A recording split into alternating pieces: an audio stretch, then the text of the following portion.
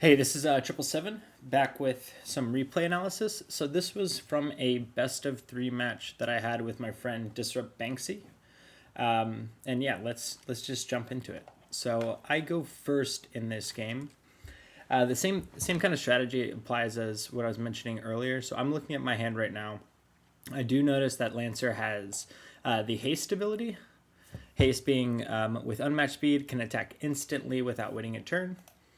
So I'm kind of assuming that there's going to be more haste in this game. Regardless, though, I don't have any like really strong 3 diamond monsters in my hand or cards in my hand.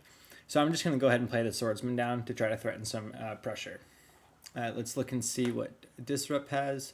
So he's got a battle veteran, a swordsman, and a battle healer. So both of these I know are 4-cost monsters. And now looking, the healer doesn't have haste, so this is going to be like a mixed haste game. But regardless, let's see what Disrupt ends up doing here. So he gets Berserker with haste, which is a very deadly card. I think it cost. I don't remember exactly how much it cost. I'm going to say 7. So it's going to be a minute before that comes into play. So he just opts to put the swordsman down, and I think he made the right choice here. If you've heard me in earlier replays, like there's not really a need to go ahead and try to threaten to knock out my swordsman right now when he can just equal the damage. So I think he did the right play here by just basically us going back and forth on doing 1 damage each right now. So go over to my turn. So obviously the swordsman attacks there. I have a host of 2 diamond monsters that I can play as an option. One option would be to put the Lancer down to threaten attack immediately, but the Lancer ends up being a decent counter to a lot of different cards, especially because it has haste. So I'm going to save it. I'd prefer to have that in my back pocket. It makes me feel more safe in the later stages of the games. In fact, this can actually even, in a desperate scenario, knock out the Berserker. It has this effect that whenever it's attacked, your opponent's monster takes 1 damage. So let's say he played the Berserker right now. It's only got 3 health. I go in and attack it. It has 1 damage left. He return attacks, and it would knock him out. Now, I don't necessarily think that's the most optimal thing because of the Berserker's ability, which does damage equal to the difference between its attack and the opponent's monster's defense. But regardless, it's still there, and it keeps my options open. And then the obvious play here is the Brute because it has 3 attack, right? It's a pretty low cost, low to the ground card. I don't mind waiting a turn to deal that 3 damage. It's going to start to threaten a lot more damage, and if Disrupt doesn't handle this, then the game can start to run in my favor. Especially because I'm choosing to play cards every turn, so I'm not stacking diamonds right now for potential bigger cards, and neither is Disrupt. So having more low to the ground cards that are dealing damage consistently is a good place to be right now. So let's see how he returns. He draws the Lancer and he goes ahead and attacks the swordsman. I probably wouldn't do this. Again, I'm just going to leave the swordsman there because the difference is he did 1 damage this turn as opposed to 3. I would just continue to threaten the damage. You can leave that, you don't want to let the swordsman go forever, but you can leave it there and eventually you'll take care of it. It's better to just keep putting pressure on, especially knowing that I'm about to do 3 damage next turn. I would have waited. I would have either waited to put the Lancer down altogether so that I could knock out the Brute next turn, or I would have put the Lancer in an open area and just kept dealing damage.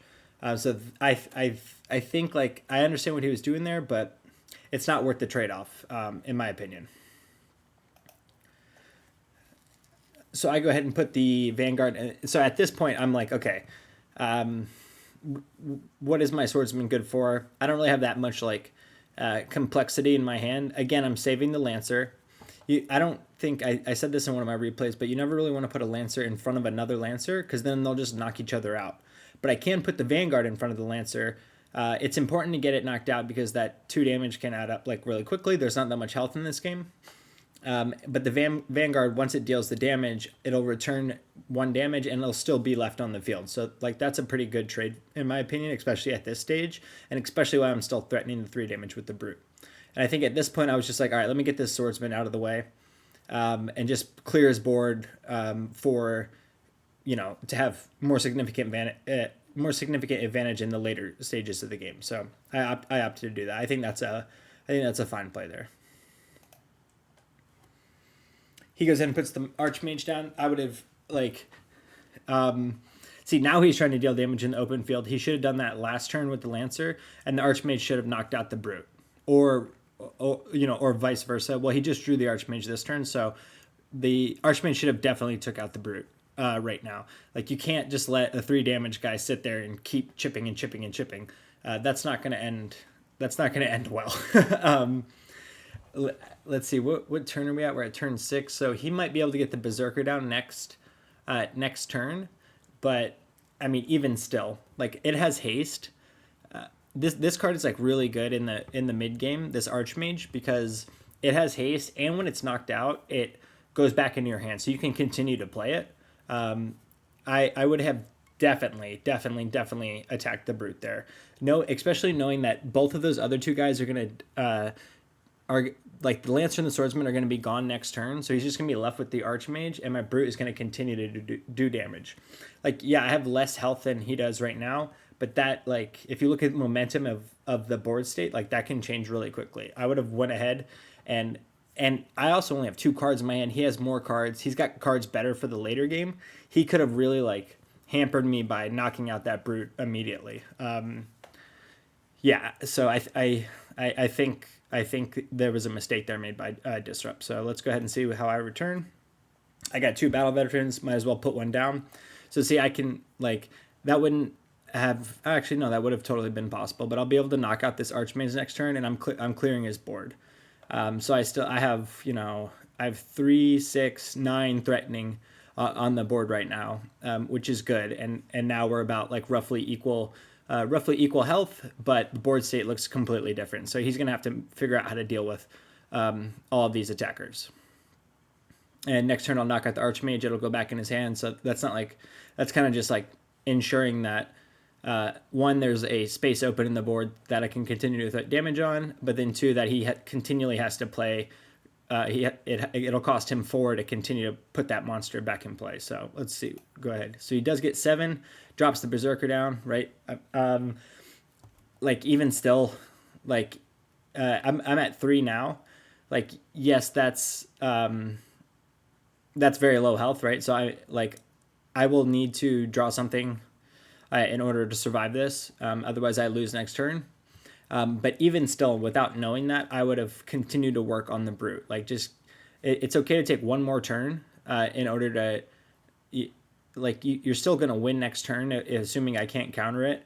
But by leaving that Brute on the field, like, I get to continually do 3 damage, and that's not going to end. That's not going to end well. Also the Vanguard and the Swordsman. Let's go back. So see, Vanguard, because of the attack that it did, has 1 damage, and the Swordsman has 1 damage. So if you're going to put it in front of a 1 damage to try to maximize the damage done to my life points, you might as well put this Berserker in front of the Vanguard, because you're still doing 4 damage to me, but you're also taking out my 2 attack monster. So I would have opted for the Brute, but even if not, then definitely put it on the Vanguard, because you're just taking off more damage on the board. I think he might think that he's in, like, such a commanding position, especially after drawing the Shadow Stalker, that, like, it's okay, but we'll see how that ends up. And then boom, so I get the Archmage. I can put it in front, which this, basically great RNG for me. This will allow me to survive with one life point after this, which is all I need, because I've established the strong board state, and now, by looking at his hand, how is he gonna? He should have been dealing with these high attack monsters, because now it's coming around to bite him. Yeah. So he goes ahead and finally knocks that out, and then I have game with 1 point left. So as you can see, like, it doesn't matter what I do, because I have the win. I'm obviously going to put that back in front of there just for the knockout. Finally using my Lancer optimally. So again, Lancer can do 2 damage. They return. They do no damage to me directly. Takes the 1 damage. It knocks it out. So that's, like, a good use of a Lancer. Although at this point in the game, like, it's kind of overshadowed by the fact that I already won by damage on board. But that's still, like, how you want to play the Lancer.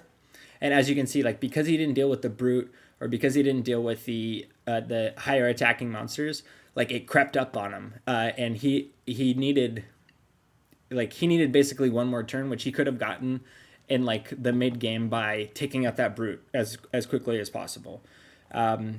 Yeah, and like these are some of the coolest games. You end up being down like to one point left, and you make a comeback.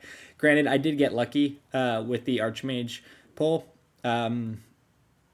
which allowed me to survive that final turn from the Berserker, or at least allowed me to like have a path towards taking out that Berserker. But Alberto could have totally, I'm sorry, Disrupt Banksy could have totally won this if he would have played a little bit more into like maintaining board state, which is one of the principles I put in my tweet. Like sometimes you have to value board state over damage. Sometimes you have to value damage over not over board state, but value damage over board state.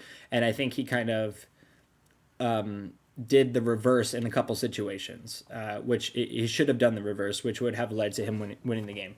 Being in the early game, not knocking out the swordsman, and then in the mid game, definitely taking out the brute, definitely taking out the vanguard, and forcing me to have answers to him as opposed to him trying to figure out answers to me.